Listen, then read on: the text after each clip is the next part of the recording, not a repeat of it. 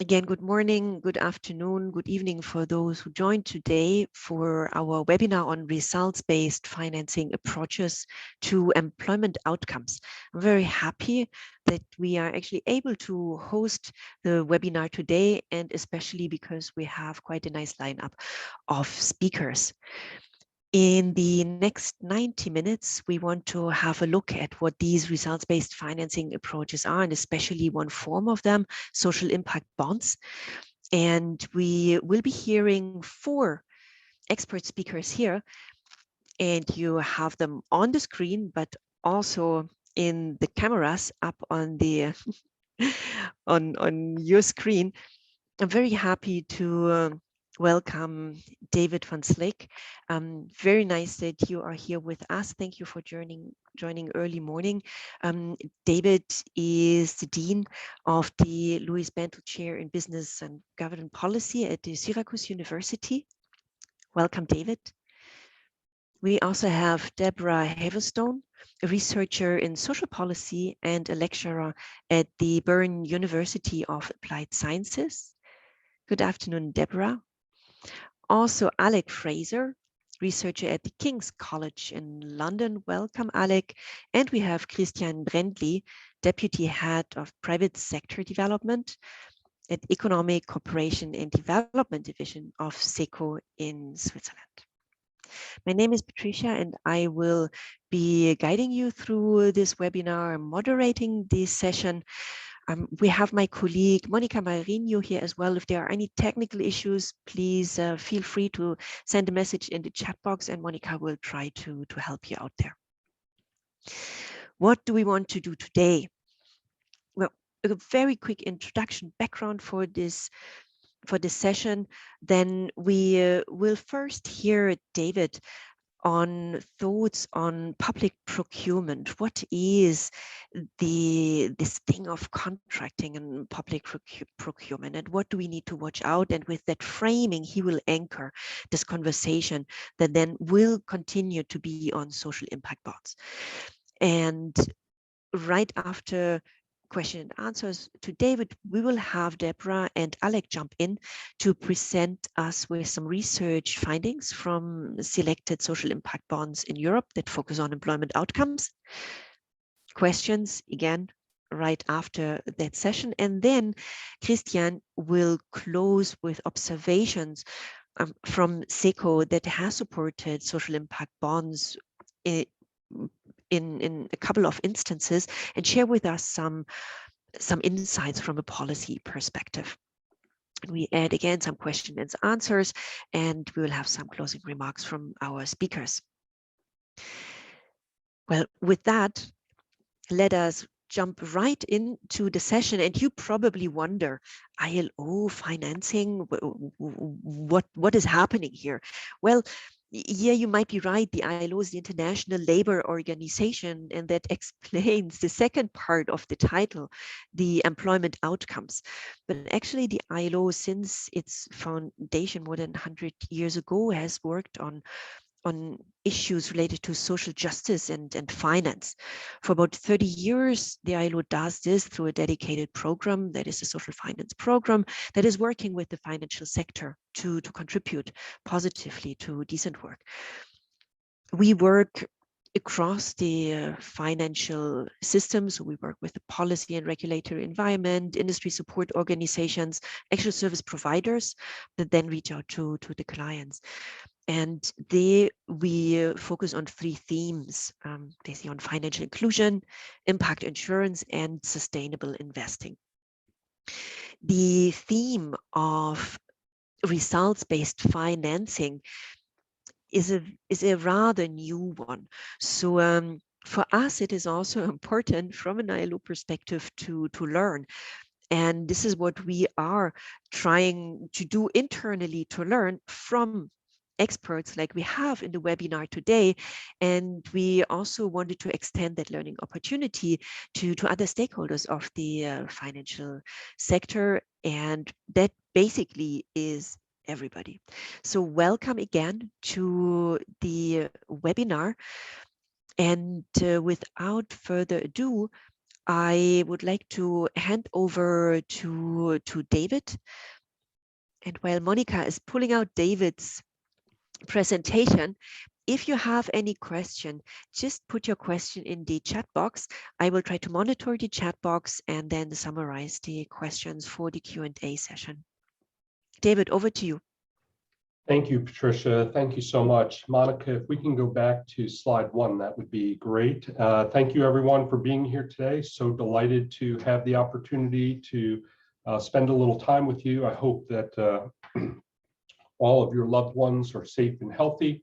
And I know for many of you, a holiday is either going on or about to begin for you. I'm excited to be a part of today's social finance program with the ILO. And I want to sort of frame, as Patricia noted, my interest in this particularly. Social impact bonds are a new form of innovation to some extent. The empirical runway on them is fairly short. We have 2 researchers today who are going to share with us a number of studies. When we think about social impact bonds, or sometimes just referred to as SIBs, one of the challenges is that we perhaps don't always recognize these are for pretty complex services. These are partnerships. It's not just a bilateral transactional relationship. And that we have to think differently about what does that partnership look like. Under every social impact bond is a contract. What does that contract look like? How do we structure that contract? And how do we move forward in actually building productive relationships that can actually have mutually beneficial outcomes for, the government or government ministry, for those that they're working with, private sector, public sector, non-governmental organizations, and especially for the intended beneficiaries, the clients. I'm going to use some words today, and I just want to define up front what those words mean. In terms of using the word products and services, I'm going to use them interchangeably, but think about what is actually being developed as a result of the contract between 2 or more organizations. Monica, if we can go to the next slide, that would be great.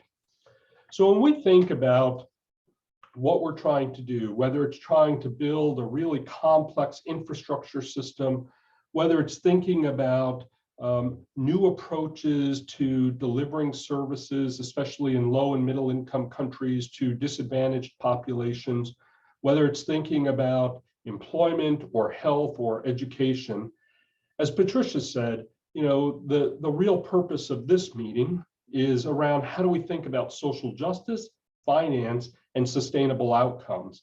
And one of the things that we have to do right at the beginning is we, and when I talk about we, I'm going to assume the position today of a particular kind of funder. And in this case, I'm simply going to assume the position of government or governmental ministry. However, for some of you, if you're more steeped in economics, you might think about traditional principal agent problems. This would be the principal, the government or government ministry, but it would be very easy to substitute, say, for example, a foundation or some other type of entity. What do I mean by being a smart buyer? We have to go into the relationship understanding what is it we're trying to achieve? What is it that we want to take advantage of and be able to leverage that the other party, the contractor, or in this case, I'm going to stick with the language of the partner, that the partner actually provides. How are those desired outcomes really consistent and aligned with the policy goals that have actually been put into place? And more than anything, how do we actually implement these? How do we implement them? How do we evaluate them? How do we stay engaged? And it's in that constant engagement that we're demonstrating, we're signaling, right, a shared commitment to achieving a set of desired outcomes. But again, I want to come back to some language. Desired outcome that is mutually beneficial, right? So we'll talk a little bit in a few minutes about how sometimes we think about relationships as win-win or win-lose, or in some cases lose-lose. Here I want to offer a somewhat alternative framing of how do we achieve mutually beneficial outcomes. And for many joining us today, you might think of that as the proverbial win-win. If we can go to the next slide, please.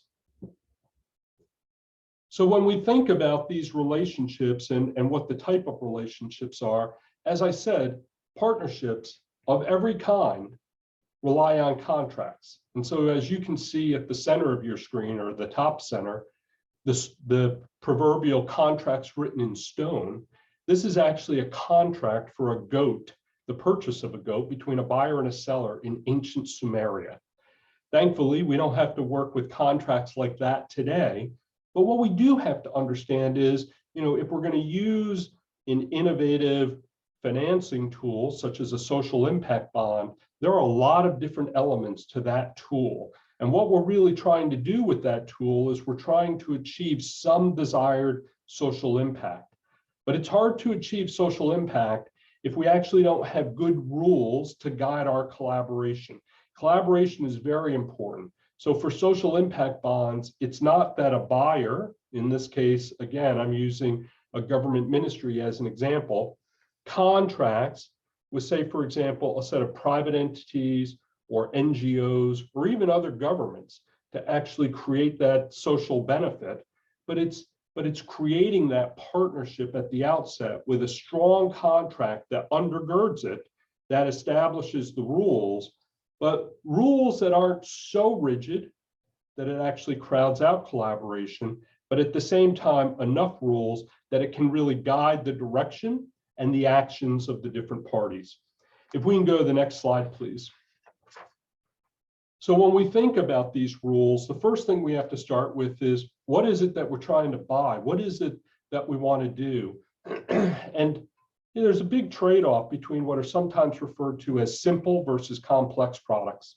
Simple products are very measurable, they're observable, they're specifiable, and they exist in competitive markets. You know what you want, you know what you're willing to pay, you know the time schedule on which you want it delivered, and there's enough competitors in the ecosystem that you're working in that if in fact that product isn't delivered to the specifications that you want, you can try to modify the contract, or you can terminate the relationship and move on. But in complex products and services, there's a much larger degree of uncertainty, and there's a degree of specialized investments, that aren't always easily replicated, aren't always easily monetized, and that don't necessarily always have other commercially viable outcomes.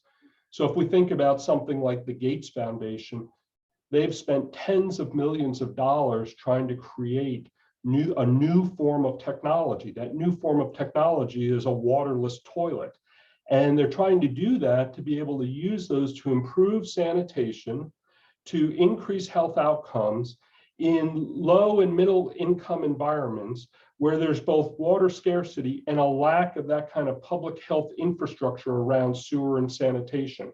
It's a pretty specialized investment. And so again, just coming back to how we think about the characteristics of these, we have to be clear that in some cases, when something's simple, we can use a somewhat rigid and even transactional approach to building that contract arrangement. But whereas something is complex, right, we're going to need to put some other things in place to really guide the partnership to achieve those mutually beneficial outcomes. And that means setting up front, what are the rules? What are the rules, not just in terms of the product, but around the exchange, how we evaluate and hold one another accountable, and how we govern the relationship.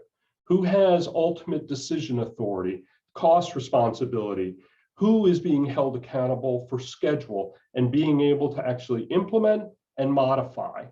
Now that's a different kind of relationship. That's the kind of relationship that requires some degree of trust and sharing of responsibility. And the relationship is one where there's going to be a learning element associated with it. So it's going to be iterative, and it has to have enough contractual flexibility built in so that we can actually evolve this relationship. If we can go to the next slide, please. So to be able to build those kinds of relationships, what we really need is we need something that has a feedback loop. We need something in which the parties can actually be invested. And too often, parties come to the table, and at the outset, right? One may think it has all the power. And once the contract has been signed, those other parties that are responsible for the production, the development, and the delivery of some product or service think they have the power.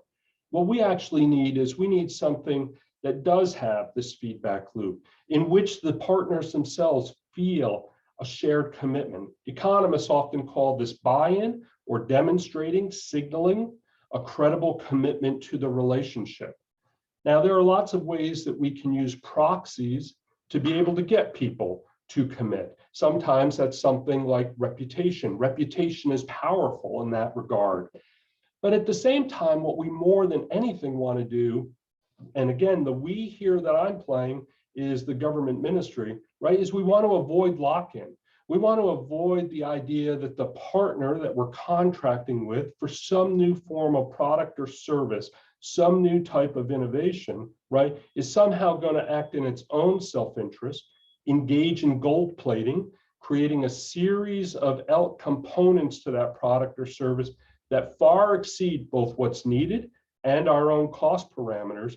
And so part of this is really then how do we change the traditional culture around transactional engagement to building more of a partnership approach. And it's in that partnership approach that what we really need to do is we're recognizing we're engaged in a relationship to build a complex product or service. If we can go to the next slide, please.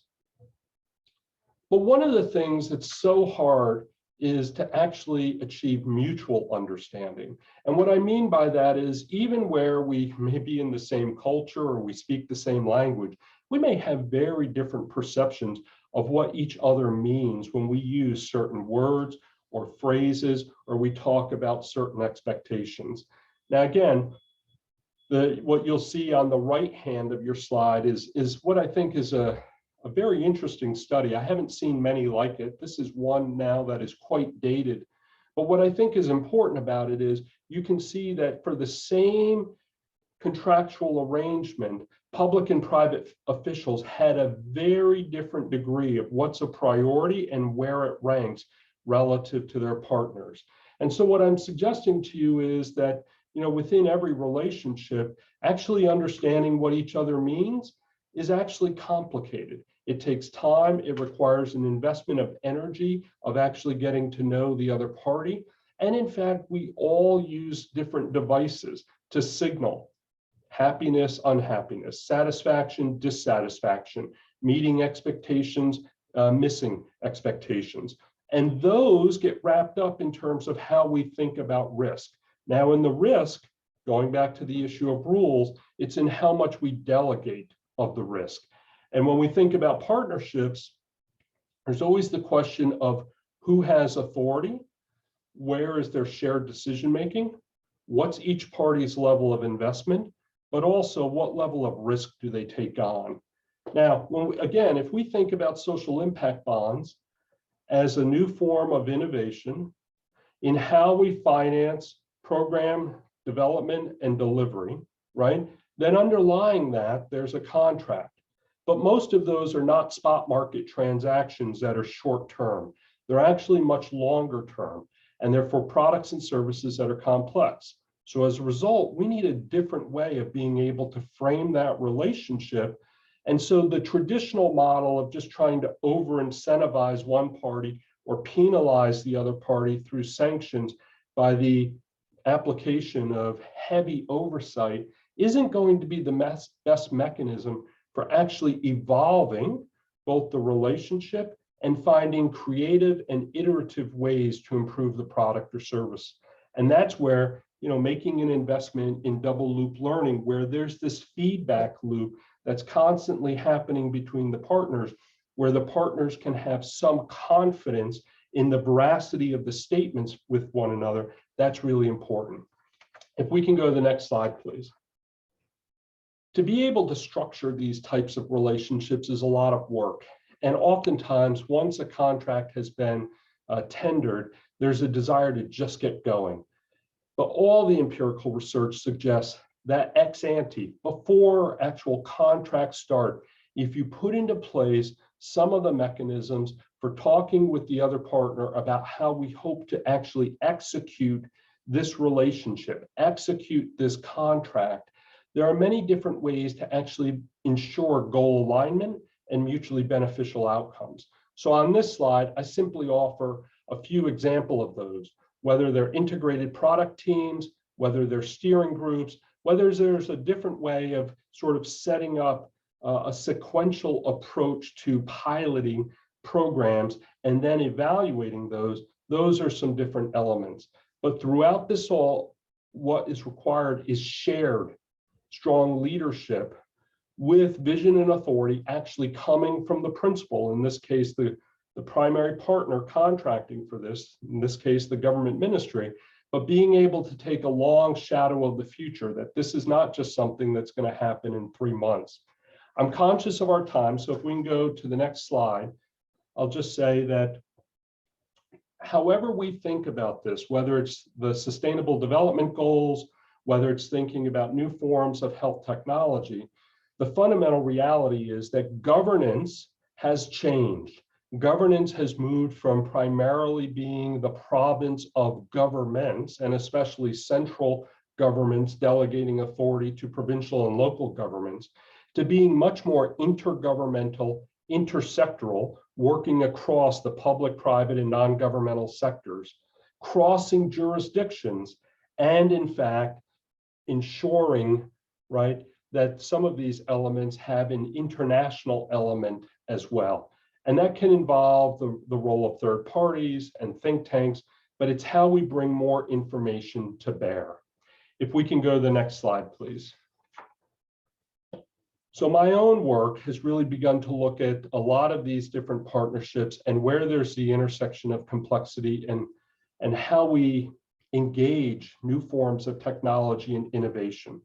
And so whether we're talking about social impact and new forms of technology to deal with the issues of loneliness in social healthcare, whether we're thinking about the future of work, or even if we're thinking about national security, government can't come in at the end of technology development. And so in the same way that we're thinking about new forms of social financing, of program innovation to reach particularly marginalized groups, as Patricia said at the beginning, seeking to create a foundation of social and economic justice. The question is, how do we begin to engage these issues? If we can go to the next slide, please. So what do we learn from this? I think the takeaway, as I said, the bottom line up front was being a smart buyer. I think, too often we go into most relationships with kind of a win-lose, framework. And so here, I think especially, and we'll hear about this more from Alec and Debra regarding their social innovation bond studies that they've done. The big question is, how do we think about experimentation? How do we think about that innovation? Now, to be able to harness innovation and experimentation, we also need to have some flexibility in governance rules themselves. And that means we have to be on the same page at the outset in terms of what may be certain kinds of exogenous pressures and policy risks that could come to bear on the experiments themselves. Any form of new development of technology and innovation takes time. And so we need to be able to go into a relationship, a contractual relationship, with some degree of flexibility while ensuring that neither partner feels that the other is going to act opportunistically at their expense. If we can go to the next slide, please. So where do we go from here? I'd say at the outset, one of the things that social impact bonds have lacked often is kind of core leadership support throughout, across the continuity of the program implementation. We do have to take a long time horizon, but it can't be just end loaded on the measurement side. We have to be able to build in milestones for evaluation, constantly evaluating the progress, and then also ensuring that if the arrangement is not working, that there are ways for us to be able to exit that relationship. From my perspective, I think taking a more relational approach to how we engage these contracts for complex services is really important. But that means having to change the way in which we think about contracting, which is that we have to invest much more time in the development of the contract at specifying the set of governance rules to actually manage the contract over time. Let's go to the last slide. So when we think about the kind of historical precedent of social impact bonds, most of us are pretty familiar with the Peterborough social impact bond experiment. But I just want to conclude by saying social impact programs, they're complex and they take time and they require the development of new forms of technology in program development and service delivery. And that means the contract itself is going to be longer term, require stronger engagement with the different parties, ensuring that there's coordination and authority, and at the same time building capacity so that we can actually move toward goal alignment, achieving those desired outcomes, and ensuring that this is a mutually beneficial engagement. This is where having the policy tool flexibility for contracts is so critical. I'll stop there and I'll look forward to some of your questions, and thank you again for the opportunity to be involved in this program. Thank you so much, David.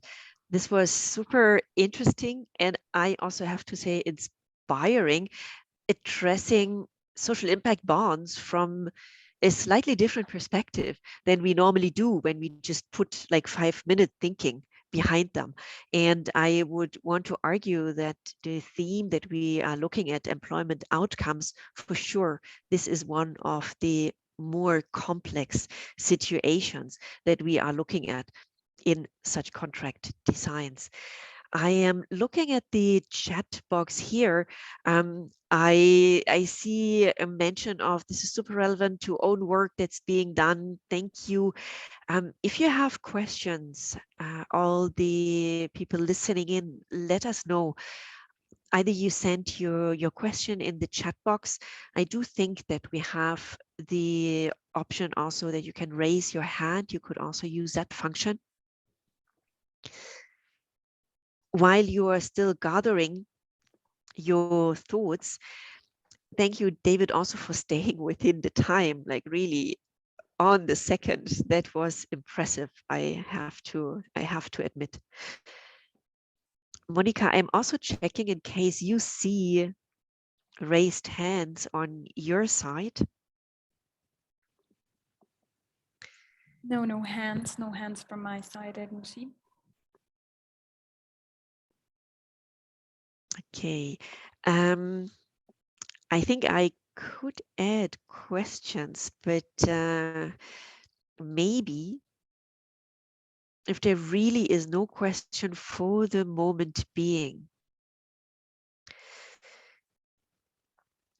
David, it simply means you were super clear on a very complex topic that is innovative. There is one question, Patricia. Yes, I am seeing a question here from Jeanette Ascona. How do we address information asymmetry? Do we find from the evidence base that government counterparts have less capacity to work as equal partners? Is that a challenge that needs addressing and practice, information asymmetries? Yeah, Jeanette, first of all, great to have you in the meeting, and thank you so much for the question. Your question's really important because you're really speaking to when a lot of low and developing income countries do not have the governmental capacity. Are there natural substitutes that those governmentals can use? And certainly this is where the role of third parties, and especially third parties that do not then have a conflict of interest, can be really helpful. It's the kind of technical capacity that the ILO offers. It's the kind of training that can happen both by university partners as well as, say, for example, multilateral organizations. At the end of the day, I think sometimes if we look at some of the original social impact bond studies, even third-party evaluators like the Vera Institute or NDRC. Some of those were originally used to be able to bridge the gap between the expertise that the government may have had in a specific area, but a lot of the financial expertise that private partners had, the government often did not have. And so I think one of the real challenges, and again, my colleagues, Debra and Alec, will be able to speak a bit more to this, I believe. One of the real challenges, Jeanette, is then when government doesn't have that expertise and it doesn't contract for that expertise in a way that's representative of its own goals, that's where I think the real problem with information asymmetry happens. That's when we see moral hazard, and we see, this is where we see real problems of lock-in and gold plating, because the government didn't know what it didn't know, and it did not have a third-party representative with technical expertise really acting on its own behalf, acting on the government's interests. Thank you for that great question. Thank you, David, for trying to answer an almost unanswerable question, but it's pointing right to where a huge issue is, and I can only confirm also what you said about capacity. When we have gotten also at the ILO informal or more formal requests on, there were those people coming to us and they were suggesting that we need to address employment outcomes with these innovative tools, but I don't even know what they talk about. This is the reality, because if we don't understand, we can be pushed into a corner, and there are two solutions from an individual perspective. Either we then say, okay, where do I need to sign? And then let's just do it and somebody else implements. Or we say, I don't understand. I don't want to have anything to do with it. Right. And by that, we might not even allow an opportunity to materialize. So there are those two extreme things that can happen if we don't understand. And we hope that a webinar like what we are doing today will help create a bit more capacity and clarity on what these issues are. Jeanette says, thank you, this is great. Here I don't see more questions. So looking at the time, it's 5 minutes past the hour. I think we are in good time. And David, please stay with us. I am sure there will be more conversation coming up. And with that, I would like to hand over to Debra and Alec to do this jump into your research, almost hot off the press and still being printed on some SIP experiences in Europe. Over to you. Thank you, Patricia. Yeah, it's all research that's currently under review right now. So not quite yet off the press, under review to go to press. So first I'd like to just thank David. I was actually surprised the number of connections. When we come to the end of our study, we're going to make links to almost all of those themes and discussions, issues about reputation, long-term relationships versus incentives, government not knowing what it doesn't know, and so on. But let me get straight into sort of a concrete empirical study, which is what we can offer. So Alec and I are excited to share with you the results from the main paper from a larger research project today on social impact bonds in Europe. And the particular paper we're looking at today looks at the impact of financing. Okay, so next slide. Before I even, Monica, next slide. Thanks. So before I even get to the content, I wanted to say this project was the most complex and challenging I have ever led in my career. And it would not have been possible without financing from the Swiss Network for International Studies, collaborators and assistants, including Lucas with me in Bern, Gemma and Wojtek in Utrecht. We had incredible feedback from events at the Oxford Go Lab, internally at our institutions.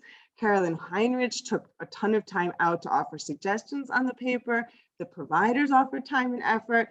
And my last call out that I think is important and maybe often ignored is I'd like to mention the institutionalized data linkage and sharing offered by the government statistical agencies in Switzerland and the Netherlands, which is something we learned is not to be assumed or taken for granted. So a call out and thank you to the statistical agencies. Okay, Next slide. Let's get to the study. So our project includes 5 different active labor market programs. Today, we're going to focus on just 2 of those cases. We're focusing on the 2 cases for which we were able to get data linked from social service providers to the government.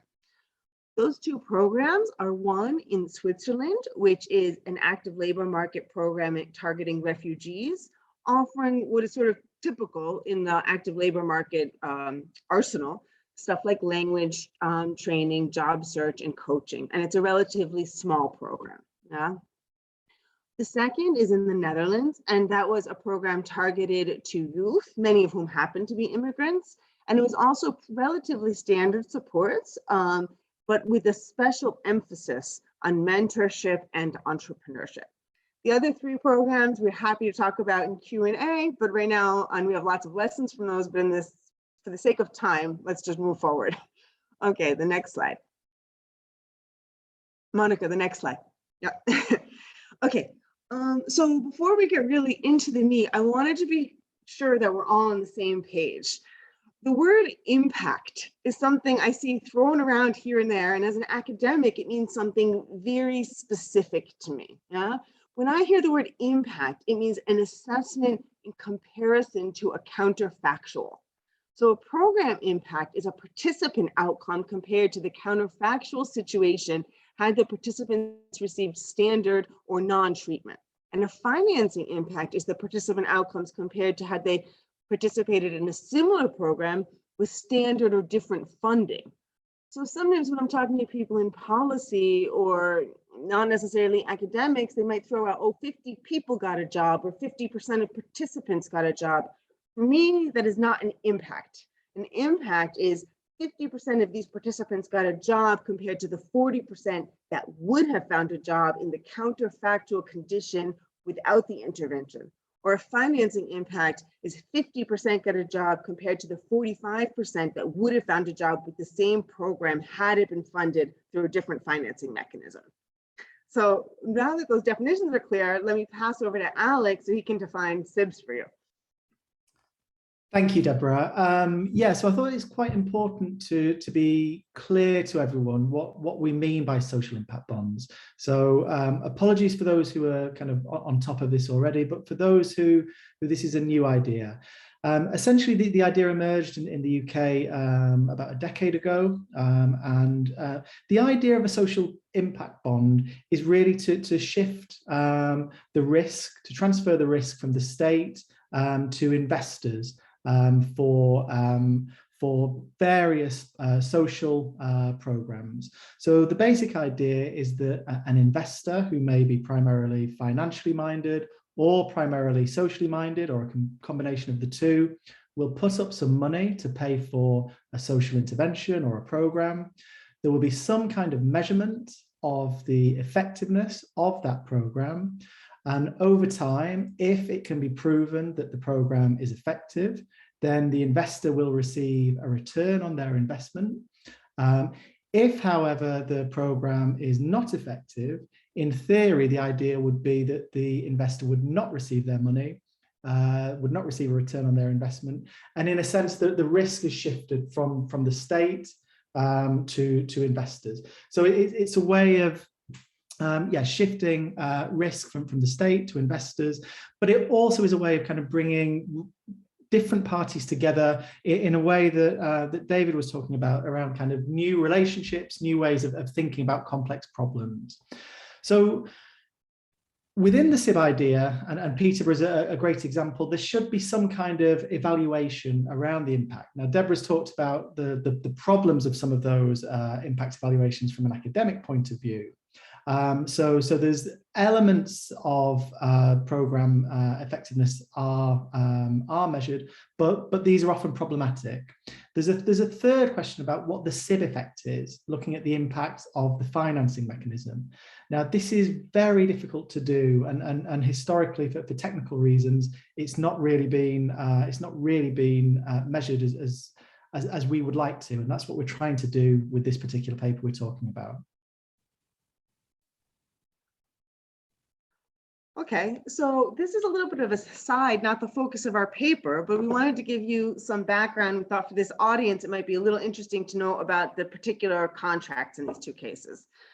So in Switzerland, they did not have either a contract or an evaluation based on the counterfactual. What they had was flat targets, not expressed as rates, but as numbers. So like 50 people got a job, 25 got a permanent contract. We served 200 people, like that, okay? And that meant that sometimes over the course of this contract, when in terms of rates, the percentage getting a job seemed rather low and it wasn't on target to what they had projected. During this social impact bond, the randomized control trial was canceled and people from a control group were enrolled, and that automatically created target achievement because you suddenly had double the number of people and everything was being measured in number, right? This is very different in our second case, in the Dutch case, where they made an attempt to measure a counterfactual and pay on a counterfactual. They had a Cox hazard model, which is like bread and butter statistics for me as a demographer, trying to predict the number of days that somebody would be on social assistance or welfare. And then they compared the number of days their participants were on social assistance compared to the predicted. This is very nice. However, there were multiple problems. I named 3 problems here. One, the original statistic model was based on an incomparable population and incomparable conditions. 40 years of historical data of a different, more native population who was not traditionally receiving employment assistance. The population being served under the SIB was distinctively different in terms of having missing variables and missing information in comparison to the model. So young people that didn't have a history that would have the same things, or the family variables that existed in the model. And then maybe most sort of shocking to me is in the process of reading through the audits from this project, they were using the wrong statistical equation to do with the predicted number of days. I don't know if that carried through for payments, but in their audit documents, it looks like that, which speaks to David's point about government not knowing what it doesn't know. Each of these 2 cases had a different kind of incentive linked to these targets. In Switzerland, that might be characterized as Alec, and I don't agree here, he would characterize it as low. In the SIB landscape, it's a very low return. Given that Swiss government bonds had negative interest rates in this period, I would consider it a generous return, more than any Swiss investor could ever get, but admittedly in the landscape of SIBs, very low. In contrast, the Netherlands contract had very high incentives, a very high interest rate. And that condition in both cases held for both the investor contract and the provider contract. They were sort of parallel, high, high, low, low. Okay, next slide. Now, Alec and I are going to split here again. I want to sort of breeze quickly over the theoretical context because David gave us a lot of background, but we have decades of experience with pay by results contracting. We know that it is very difficult to get a complete contract just because providers need money to operate. They can't wait for impacts. They can't deal with the risk of being paid or not paid on an impact. There's many reasons you can't pay perfectly on impact. So the problem then is that these incomplete contracts, which have to be incomplete by definition, inadvertently introduce unintended incentives which lead to problems like creaming and parking. And that's like terminology, meaning serving those people who don't need to be served more because you can achieve your payment targets on those, or enrolling and not serving the neediest people who won't achieve a target anyhow. Now, Alec is going to describe why some people argue SIBs could make this situation better. Okay, yeah, thank you, Debra. So there's 2 arguments in the kind of the social impact bond literature. So on the one hand, we've got people who argue that social impact bonds can be really helpful here and can lead to, again, building on David's distinction previously, can lead to a much more relational approach to contracting, where we've got much more of a buffer between the state and the provider, and we can have a kind of a softer, better way of delivering services, which is more relational, and our contracts can reflect that. So that's the kind of the pro SIB argument. Others who've looked at this and take more of a kind of critical view, other scholars who would advise people to be more cautionary and might say that actually the social impact bond can be seen in a more problematic way as a kind of continuation of some of the harder edges of new public management reforms, and actually leading to a more transactional approach, and can really increase the pressure upon often third sector providers in terms of how they deliver their services. And just personally, having done research on a number of social impact bonds, I've seen examples of both across the social impact bonds which I've seen. And a really important thing actually is to say there's no such thing as one social impact bond. Each one is contextually defined, and so we've got to be very careful about generalization. But hopefully that gives you a sense of the two different ways in which SIBs might be contributing to this broader debate around payment by results. Okay. So besides writing the grant and leading the project, my main responsibility was the quantitative part, and Alec did the qualitative research. For the audience here, I don't want to bore you with technical details, but a quick overview of sort of what I could do quantitatively. I had really great data in these two cases. I had data from social service providers. I was able to link that with government social security records and with government social benefit records for 24-month back and 48 prospective month histories on benefit receipt and employment and earnings. I was able to have a provider group versus a comparison group. So I had the people who were going to this provider under the SIB or not under the SIB. And I was able to get people from the same city who would have been eligible to participate, but they didn't participate. Yeah. Then within each of those two groups, I split into two time periods before SIB financing and after SIB financing. I use a variety of statistical methods, but the basic core comparison leading to a program impact is the difference between, in one of these two periods, the provider group outcome versus the comparison group. And then the SIB effect is the difference in that program impact. So was my program impact in period 2, when I had the SIB financing, better than my program impact in period 1 when I didn't have the financing? Okay, the next slide.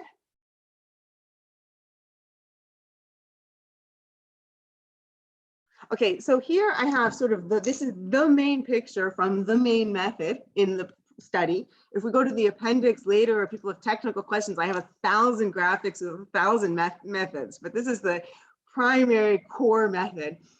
On the left-hand column, we have the Dutch program.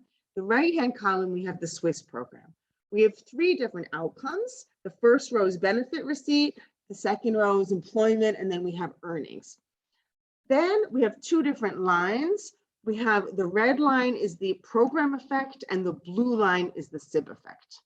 Because we had a very small pre-SIB group at the provider, the confidence intervals are huge in the Netherlands for SIB effects. And I was actually so surprised and relieved that we got significant results, because when I first got the sample size, I was like, oh my God, we're gonna have nothing. So the score we have is relatively consistent. If you look at the blue, start at the red lines for the program effects, programs increase benefit receipt.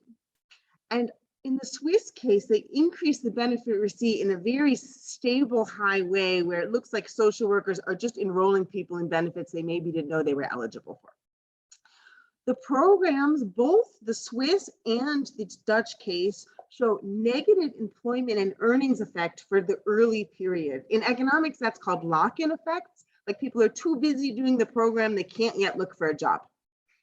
In the Netherlands, we see that for a short period, 10 months. These are young people who could move into the labor market quickly. In Switzerland, we see that for a longer period, 20 months. These are foreigners who need to learn German or French, or just German, sorry, just in the German-speaking part. What's interesting and was surprising to me in running this study is when we look at the SIB effects. Oh, let me summarize. So basically, the program effects look bad for the programs. It looks like they take people out of the labor market and then they do nothing. So that's not sort of what I wanted to tell our providers, but that's what we find. Then if we look to the SIB effects, I was surprised by how positive they are. We have a strong depression after 20 months on benefit receipt in the Swiss case, a strong increase in employment, a strong increase in earnings. And after decades in evaluation, I expect to see phase out, which means like the program has an impact for a while and then not anymore. And these have increasing growing impact. So this was very surprising to me. The Dutch case is similar with positive effects on employment and earnings that grow over time, but a lack of statistical precision, such that you could never use these estimates for like a cost benefit analysis. The sample size is too small. Okay, next slide. So to summarize in word, to summarize in word, what those pictures mean is the program impacts looked like negative unemployment and earnings during lock-in early, and then in the long term, no effect, and they got people earning more benefits. I would not want to go to the providers with these results and say, oh, it looks statistically like you're doing nothing. There is the possibility that the statistical adjustments, I would feel very confident based on the economics literature, I could adjust for long histories in employment and benefits. And the David Card reviews and so on would suggest to me this should be equivalent to a randomized control trial. But these two populations, refugees and youth, have very incomplete, imperfect histories in administrative data. And there is the chance that there's needier people being referred to these programs, and I cannot capture that with these government administrative record histories. So I would hate somebody to use these results to give penalties to providers or something and say you're doing nothing. That would make me nervous. Okay, the focus of our study is the impact of the financing. The impact of the financing is positive and growing in both cases with respect to employment and earnings. They lower benefit receipt with that impact growing in Switzerland.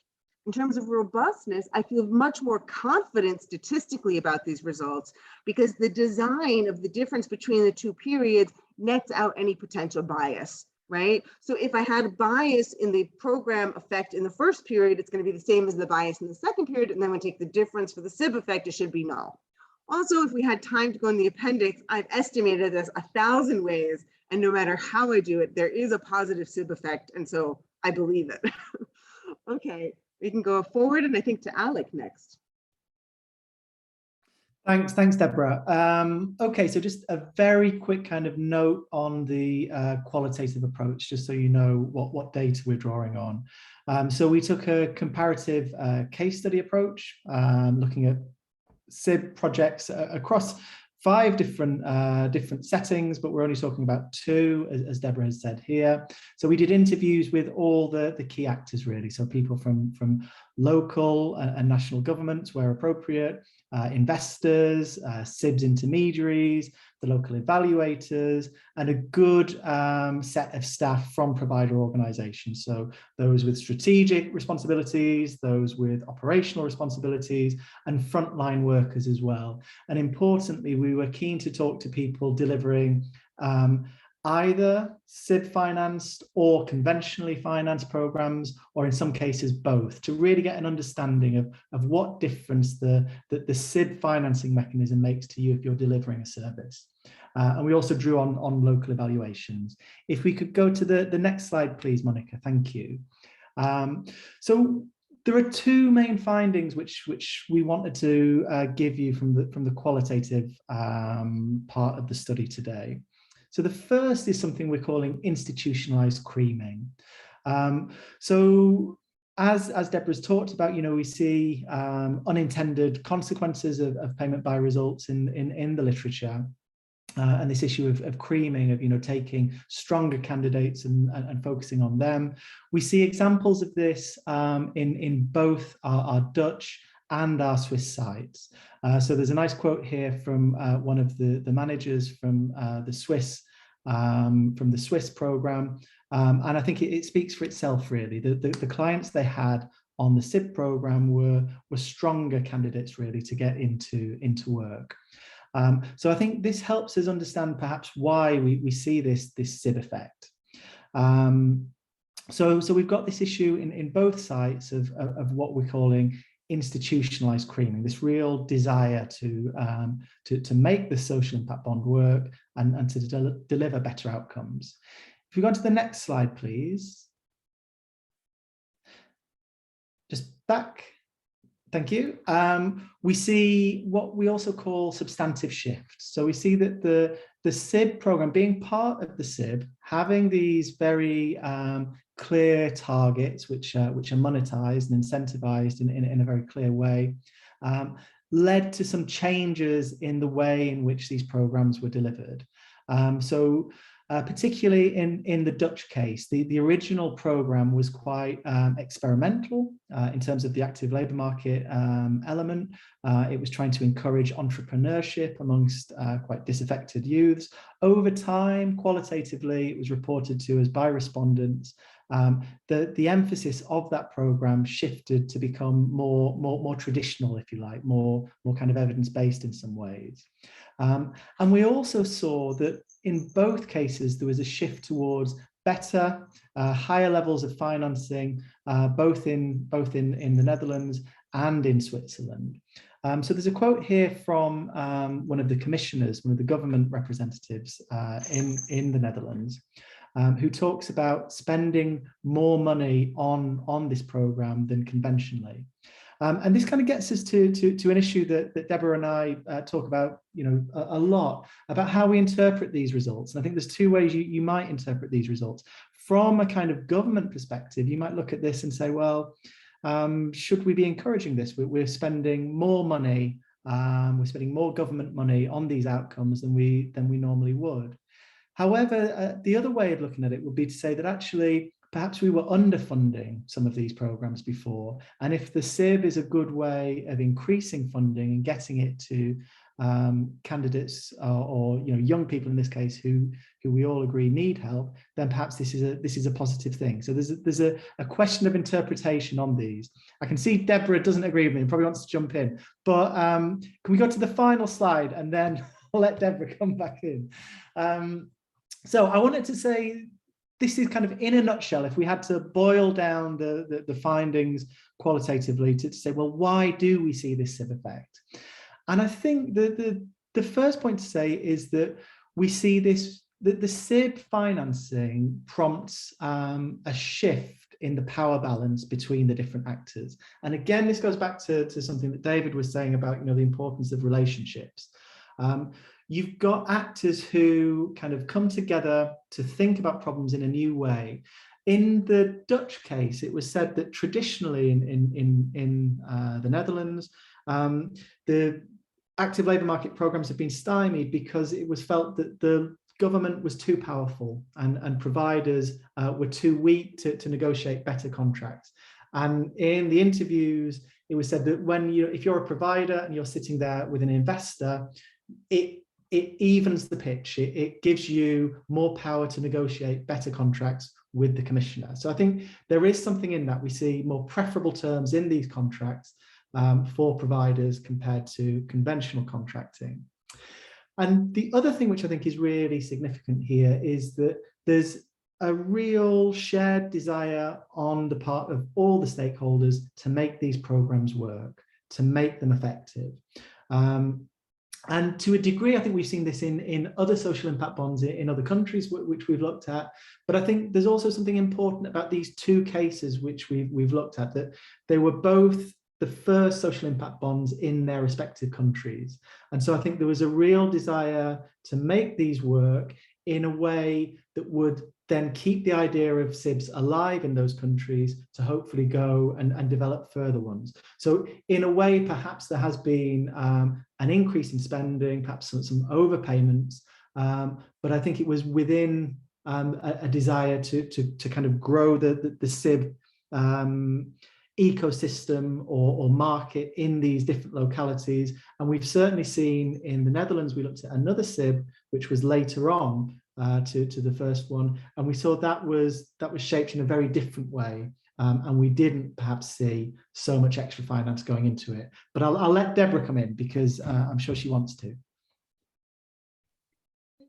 On the financing, in terms of interpreting it has a big impact on how you interpret the quantitative results. So if you were to go to the first appendix slide, you see a doubling of resources per client in Switzerland. And depending on how you want to see that, somebody might say, hey, I could have done that without a SIB. Is that really what we expected as a SIB effect? You give me double the money per person, I could create those anyhow. And I can't answer that statistically. I can't say what's the effect of financing versus this double per client effect. If you go to the qualitative research, we had really different mixed results across sites where some people said, oh, the SIB was great, the advice, and some people said these annoying people were just calling us and pressuring us from us. I mean, Alex is an expert on the qualitative, but I don't think there's a unitary takeaway there. Anyways, that's all I wanted to say, is that the increase in financing confounds the problem of interpreting what is a SIB effect. Yeah, no, I'd agree. I think, should we stop there? Yeah, we could stop there. There's so much to talk about, but we're way over time. Thank you.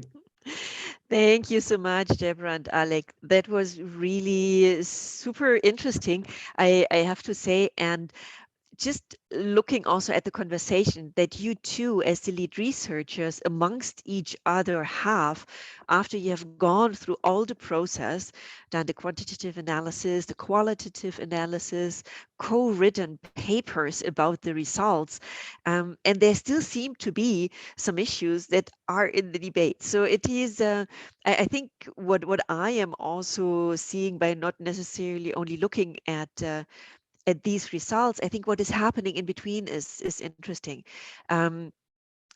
First, we already see what data is available that we can actually work with. And I think you illustrated that very nicely. These are new instruments, new approaches, and data often is scarce.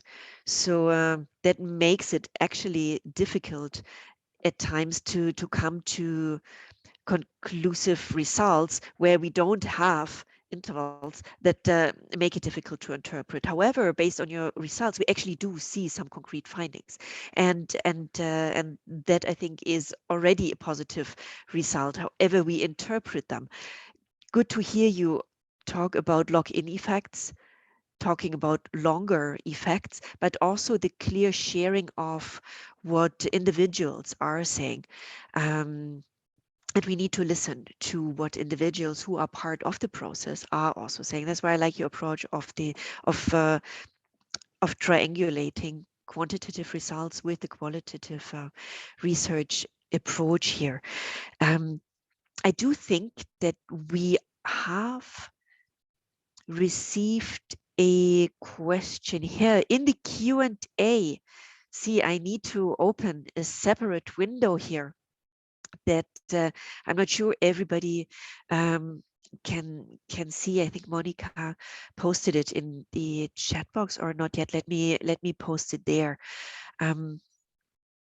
I just quickly do that so that everybody can also see the question that has been asked by Anushri Parekh. The sustainability of the SIB effect is a strong finding. Any thoughts on what it implies in terms of institutionalizing the structure and also the mindset within governments beyond the SIB's duration, so the longer term effects? Are we able to isolate factors driving the sustained impact? I think this is a really, really nice question. And to Debra and Alec, and I do think that later on Christian will also pick up on that point. But first, over to you. I'm not sure I should step on Alec's toes. I wanted to get into something about the qualitative institutionalized creaming in Switzerland, where we find these sustained effects. I have only statistical information, right, when I create my analysis from the government. So refugee status, visa status, education, number of children, age, all of this kind of stuff. On the ground, they had a 3-stage process of creaming where they could take people in, interview them, observe them in a pseudo work environment for multiple weeks, choose to enroll them or not. And then even after they had enrolled them, take them out of the statistics and unenroll them if they didn't look like they were going to achieve. I have no statistical tools in my box that can come close to that qualitative process of weeding through for over a month people who they think are going to get a job.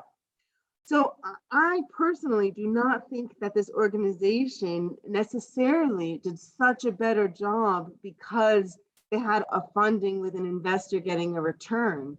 I think that my statistical controls can never approximate what their workers can on the ground, observing and interacting with people for a month before they choose to enroll them. I don't know, Alec, if you have something to say.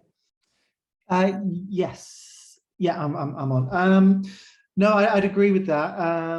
I think more broadly, to give a different approach to answering the question, I think that there are a couple of things which when we look at these two projects, our broader project and other work I've done, I think the one thing is, it just go back again to David's point about relationships. I think one of the really positive things about social impact bonds is it does bring people together, and it gives them some space to think about social problems, really discuss them, really go through the different options in terms of how you solve them.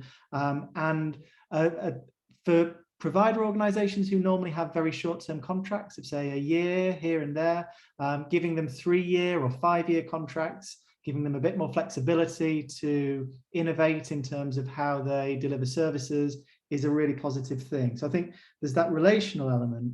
The second thing, which I think is really important, and having, you know, we've discussed how from an academic point of view, we've been frustrated in many ways about our access to data and problems of measurement. From more of a kind of public management point of view, as a public management scholar, what I think is useful for all the organizations, and I think the SIB encourages, is better local data collection and better thinking about performance. The SIB really does encourage that. I can see Debra again is not agreeing with me. Do you want to come back? That's right. I mean, I agree and I don't agree. I agree that you have more counting, right? Like how many people got a job, how many people are in education, etc. But all of the governments we work with collect this data and could make it very, very easy for providers. In no case did we see that. They always passed the buck to social service providers and had them telephoning and getting information. Did you sign a contract? They never helped them. And there was never a context where an intermediary or an investor came in with technical, statistical, or data expertise and helped them to improve their data collection. It was more that there was pressure on providers to go and do very costly intensive footwork to collect more information. And I would say there was some nervousness from all actors about measuring actual impacts because of the stakes. And in some of our cases not covered today, there was opposition and blockades to linkage of government data that would have allowed impact assessment. And we have multiple cases of evaluators suggesting at a low cost, very good strategies for measuring impact, and governments actively blocking the actual estimation of impact. So yes, some more data on the ground, but also many, many problems. No, I'd agree. I'd agree that at the more macro level, it is problematic, but at the micro level, it does come through that there's a greater awareness within these organizations working with the SIB about what they should be doing and the impacts of their success compared to otherwise. So if we were looking for kind of positive things to kind of say, but I would say the relationship and that greater emphasis on data, however more problematic it might be when we look at it in the bigger picture. Yeah. Thank you. That was really a question that triggered a lot of thoughts. And this is great. That's why we are here to also exchange. I do think that in the question, there was also a connection to what Christian is going to talk about. So I am just thinking if we have more questions. We have questions from Fernando Messineo related to the main recommendations for future design of SIBs based on the cases, and following up on how relevant are structuring costs for the analysis of final costs of the interventions. So pretty straightforward questions there. And then we have another question from Sini Gooden. Could what was referred to as institutionalized screening not also be lessons, for instance, to more refined recruitment and selection of program participants? I think we heard you talk of this already. Often in SA, I guess you are from South Africa, especially in TVET context, youth find themselves in programs based on very perverse benefits rather than real interest. So that is also quite an interesting one. Could we do the following? I would like perhaps the South Africa related question, if Debra and Alec, if you could very briefly go into that question. And then Christian, I would already ask you to get ready with the inputs that we ask you to provide, because I think you have also partial answers and your own thinking to some of the questions that were raised. And then in the final Q&A, Fernando, I would like to get back to your question, if that is okay. Should I start with the South Africa question? Yeah, I mean, this is such a hard thing to answer. I work at a school of social work, and of course, people in the school of social work, they see these kinds of results and they say, oh my God, that's horrible. The people who need help are not getting help, the classic negative creaming. You could take an economics perspective and say this might be the most effective and efficient investment of resources, which might also be true. We have a doctoral student, Lucas Hobie, looking at, in the Swiss case, this exact question. We have in the second period in the Swiss case, we have two different funding streams. We have a systematic sorting between, and he's looking at when you have that kind of systematic sorting, does it lead to, you know, overall better outcomes or not? I am not ready to make a normative statement about whether that is as bad as the social work perspective seems or as good as an economics perspective might think it is. Alec, South Africa. Thank you. So I'd take a different approach. So again, it goes back to the issue that these were the first social impact bonds in their respective localities.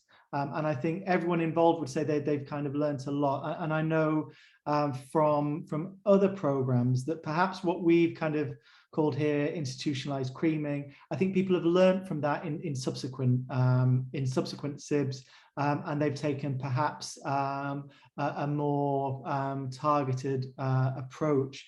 And I think, again, what is actually good about these projects and what's useful, I think, is that they point to these questions. They give you a way into thinking about, well, actually, who should we be aiming for? What is there a better way of doing things? Which I think kind of standard contracting often fails to do so, because you're either just renewing a contract from before, or it's quite a short contract. I think what is quite useful in this space is really getting to these questions, pointing to them, and provoking these kind of conversations. So I hope that this is a way of doing so. I totally agree with that. I feel like for all of our cases, the SIB sort of highlights the existing problems in these social service sectors and things that the providers wanted and were too low powered to argue for, like longer term grants or more money per person. The question lingering in my head is, of course, do you need an investor doing it? And do you need an investor above all in like the Netherlands and the UK cases who take away such huge profits off of it? Which I think is a very nice connection, looking at experience that also goes outside of the European experience. And I am really happy that we have Christian from SECO with us, because SECO has been working and guiding a lot of these impact bond adventures, pathways, in not here but outside of Europe, and Christian put a lot of thinking behind that. So Christian, over to you. Some of the things that you heard, maybe based on the experience that you have, especially also in Latin America, maybe there are other perspectives or new perspectives that you can add, especially also on the sustainability element that tries to overcome this short period of, okay, if there is a SIP for 2 years, 3 years, ending, what then? And I believe you have quite some nice insights there, and perhaps you can also share some policy takeaways, what SECO has been learning over the years. Well, thanks, Patricia, and hi to everyone. Thanks for the invitation to this panel. It was very interesting to hear all the academic research kicking in. No, that is always a bit late. I mean, that only starts once some instruments have hidden the ground. So that's very interesting to hear. And let me clarify that I am quite biased from our experience in the program in Colombia, because I've been in Colombia for 4 years and have seen it there, and it's also the main experience that we have at SECO. So yes, I will talk especially about this program that is also in employment. So to start with, I think it has been mentioned, but the SIPs are really a misnomer in many ways. I think it's rather outcomes-based contracting and financing. Maybe I talk a bit first about the program that we have in Colombia, what it is about, and how we see it, and then some learnings, and trying to make some conclusions on topics that have been mentioned, or issues that have been mentioned before. So the program is a social impact bond program. It's still the name. The focus was on integrating vulnerable people in the formal labor market program in Colombia. So there were really people who are relatively difficult, or quite difficult to place in the formal labor market. Most of them also didn't have experience in the formal labor market before.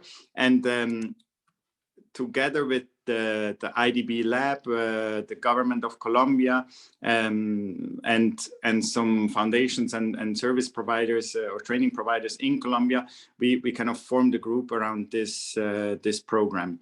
So the focus was really on defining much more the what we want, so at outcome level, and leave the how to achieve that goal much more to the training providers. That's a bit the essence, very briefly, no? And what we could do was to measure the outcomes relatively easily through the social security payments, which the government of Colombia had access to. So it was only for formal jobs that counted, at least the minimal wage. While we were also tracking wage increase to some extent, gender, etc., to which I come a bit later. But of course, data is always an issue in this case.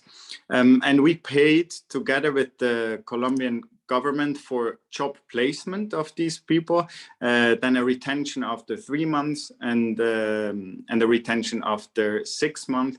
In one case, also a bonus for a retention after 9 months. But there was a bit of a time limit because the government.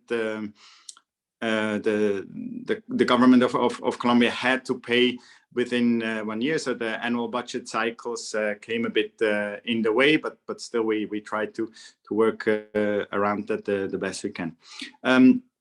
It's also worthwhile to say that this was really a programmatic approach, so we didn't think of doing one SIP just like this on a transactional basis, but it was since the beginning, we aimed to do several social impact bonds, and also provide or work on capacity building for this instrument in Colombia, and also knowledge building. So it wasn't just a transactional approach, but really a more programmatic approach. And we had a lot of discussions always about the theory of change, but And I think that's really critical.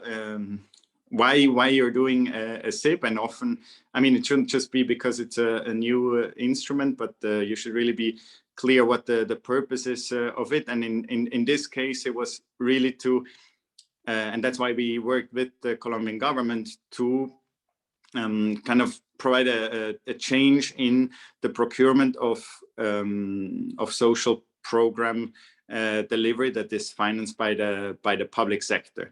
So that was really the main reason why we did this. And well, I think one of the first questions from our management when we pursued the project program was also, well, what is the cost effectiveness of this instrument? And I think given that these were quite small SIPs, it might not be that beneficial, but we would argue to take a more holistic view, as we did also with this programmatic approach. It was reflected in that in a way, and not a view that is just limited at transaction level, and also include the learnings that came out of this. So for us, this sustainability in the theory of change was really critical, and by now we are seeing some indications of it. It's too early to say it, but there has been an outcomes fund created within the government with its own team, and that has the possibility to fund social programs beyond one year, so pay for results beyond 1 year, which we think is a critical first step in terms of sustainability. Maybe on public procurement, I think social issues are really complex, and often we don't know what we buy as governments, and there is sometimes also a risk to over-engineer the activities or inputs or output at output level, that makes us feel we are in control, and we don't question the underlying assumptions that we make, namely that we are making hardly any differences between people, cities, sectors, etc. So I would also underline that maybe some learnings that we had. So in terms of the, as we call it, kind of filter, we had in the SIPs. Usually there was quite a drop in terms of people who graduated from the trainings, and those who really got a job, and also then again those who still have a job after 6 months. So there was usually about a 50% drop in the number, and I mean, if you look at the risks of creaming, etc., definitely exist, and I think it's very important to look into this very, very rigorously. But we also see that there wasn't the large difference between or the large drop, let's say, between those who have been inscribed and there wasn't a large drop in those who have been inscribed and then moved forward in the program, and also were selected for intermediation for getting into a job. That wasn't really the big drop. The big drop was between those who completed the whole program and those who really got a job. And interestingly, we also saw that there was a drop for women in exactly that moment. So there is kind of a overrepresentation clearly of women in the programs, and it's really stable over time. But there is a drop in job placement. Again, once they're in, there is not a drop in women versus men in the job. So, I mean, I don't want to overinterpret, or it's hard to interpret it, but I think it's still quite interesting, and this provides you also with some further suggestions on maybe put a price difference for women in the moment of job placement, because it seems that that this is a critical moment in terms from a gender perspective. What we also found was that the trainings were more personalized than before, so that's a bit similar. I don't think it was that much more expensive, but there were more investments by the training providers per person. And I think there are also different interpretations to this. It was discussed before, but I mean, given that we have kind of a higher ambition in the target, like higher up in the log frame, so to speak, namely at outcome level and not at output level, I think there's also, I mean, we also need to be critical about the status quo in a way, you know.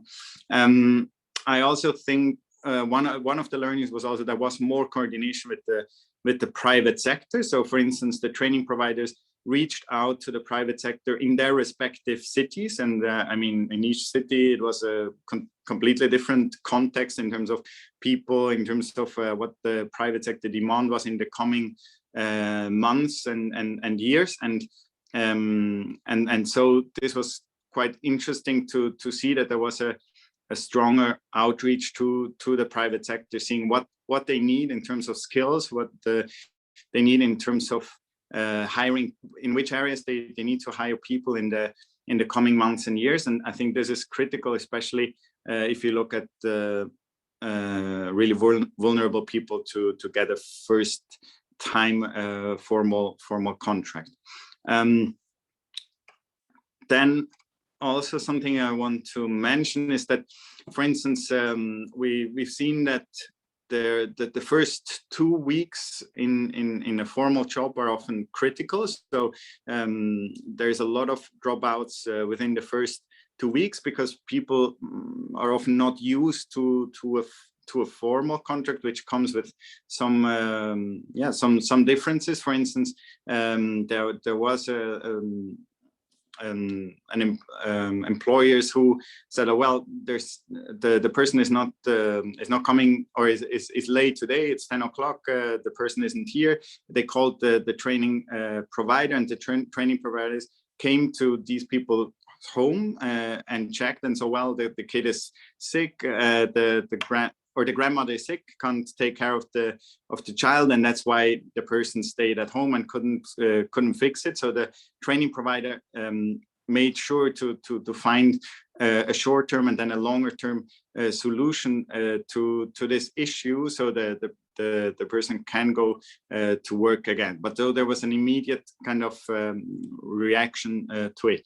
In one case that I also found very interesting, that service provider bought, instead of providing half a day or a day more of training, they bought new clothes for the people in training, so they have a better self-esteem for the interviews they did with employers. I mean, I don't want to get into all the details, coming close to the conclusion. Well, one of the learnings was also, it was quite interesting that once we did a SIP at the city level, that it was a bit more difficult because capacities were lower than at the national level. Of course, also data was less ideal in this sense, but the city had a bit more skin in the game in a way. It was an issue that was much closer to them, so they also were more maybe following up in a way, and it was more specific to the city. So trying to conclude a bit, I think I really want to challenge a bit the status quo, no? Because often in these kind of programs, we see public servants sitting in a capital, defining a log frame, outputs, etc., and then intervention plan. Often the number of people trained is considered already as an outcome, which of course shouldn't be the case, but it's often the case. Often we don't know if these people get a job, or at least if these people have a job after 2 weeks. And as we've seen, the drop is quite significant in the beginning, but also over time. So just people trained doesn't mean they get a job. Definitely not. Also, the interventions could be adjusted to each city, to each also moment in time, and well, what we also see often in a lot of countries, you see a project or a program has completed, there is an evaluation that is maybe rather process oriented, and while some conclusions might be useful, often the government might has already changed and is already implementing a new project already. So the learning is really not live and is not kind of integrated continuously in the policy or in the program and the training. So to conclude, I think if you're an aficionado of SIPs or not, I don't think it's maybe the final answer, the final instrument. I think it can also be further developed. We also have seen that you don't always need investors, but sometimes it can be useful if they know about the issue, and if you want smaller training providers to have a chance to compete, because otherwise they need to come up with the working capital on their own, which is also a possibility, but more difficult for smaller training providers. But what is really the issue here is how can we assure that the public funding is invested in a most effective way? Thank you, Christian. I think that summarized this last sentence. I think summarized this lively debate for a lot of the people in the audience. Thank you for putting it down into this one sentence. And this is also what we in internal discussions at the ILO hear very often, that this is the bottom line. And I think this was also nice hearing from your perspective. First, we started off with the larger framing from a contracting perspective and public procurement, then having the examples from Europe, from the research angle, but then also from more of the funders side and overseeing several of these SIPs with a longer term perspective. So I really appreciate your comments. I do think we saw very similar issues being picked up by David, by Debra and Alec, and also by Christian, but coming from the different perspectives. I am looking at the time, and we are slightly above time already, and I have seen people really at the full hour had to leave for different appointments, because at the full hour we saw a drop suddenly in the attendance. There were more questions asked. Please allow me to do this slightly different. We do have still questions in the Q&A function, and we also have questions in the chat box. Let us try to do the following. We will collect the questions and get the answers to them collected.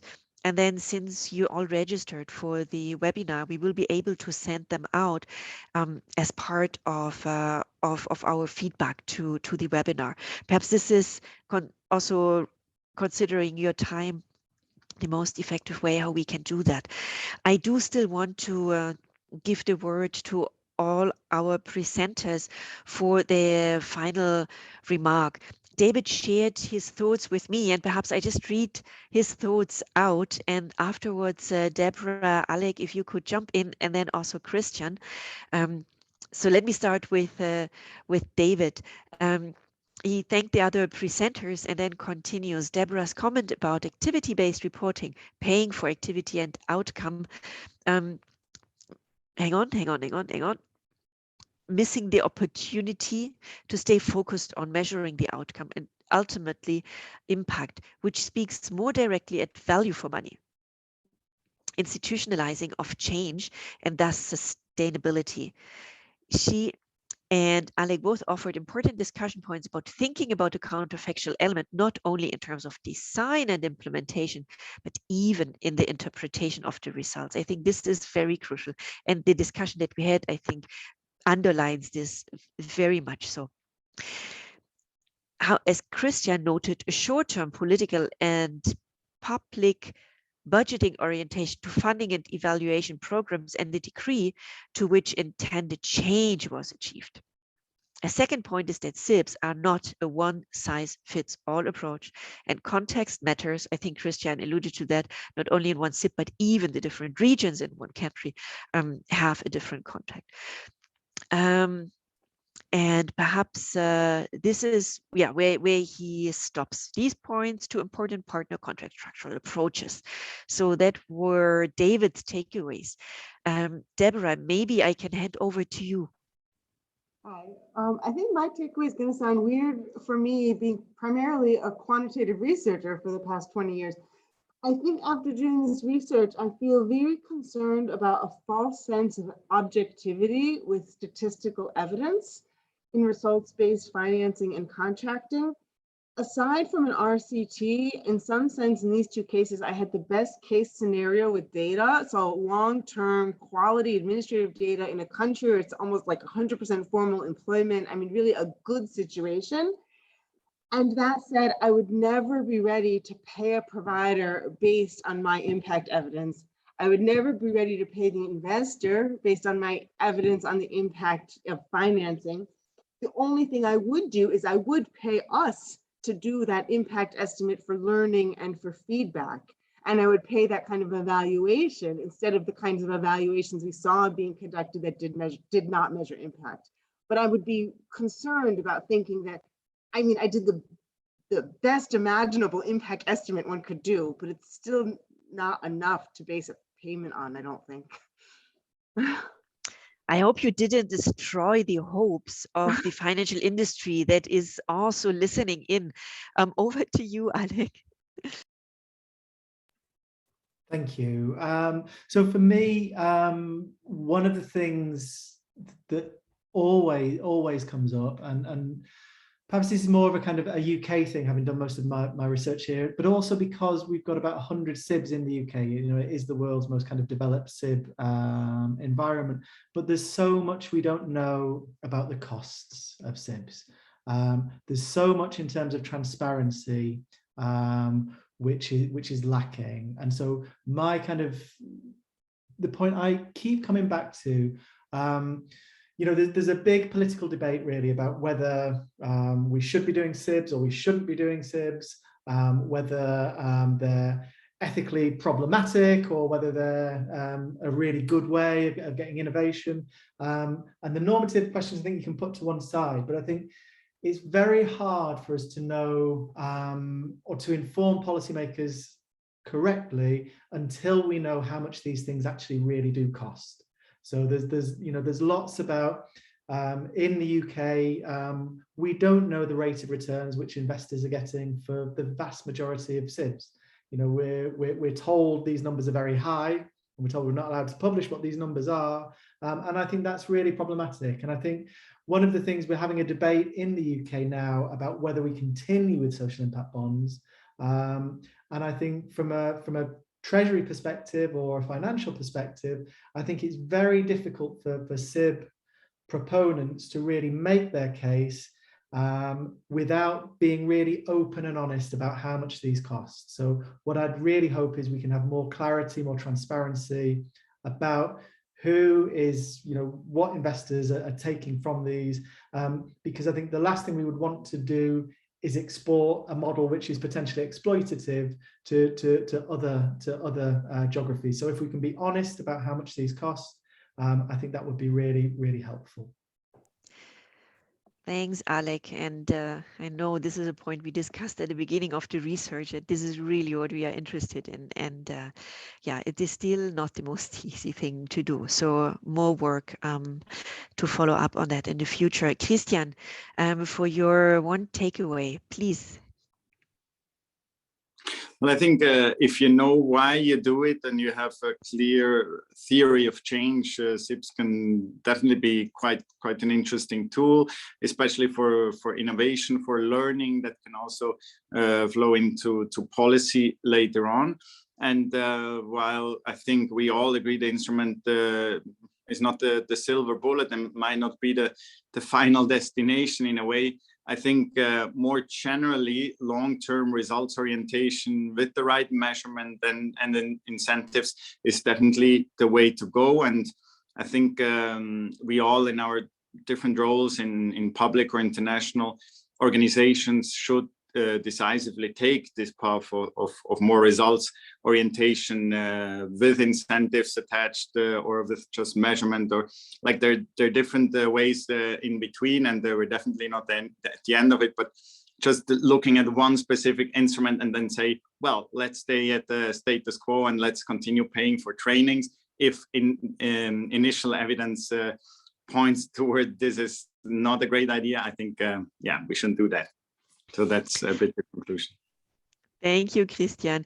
I think we've heard very interesting framing, results, again, back to policy debate, also takeaways very concretely, but also balanced. And I think this is what I am taking away from the debate.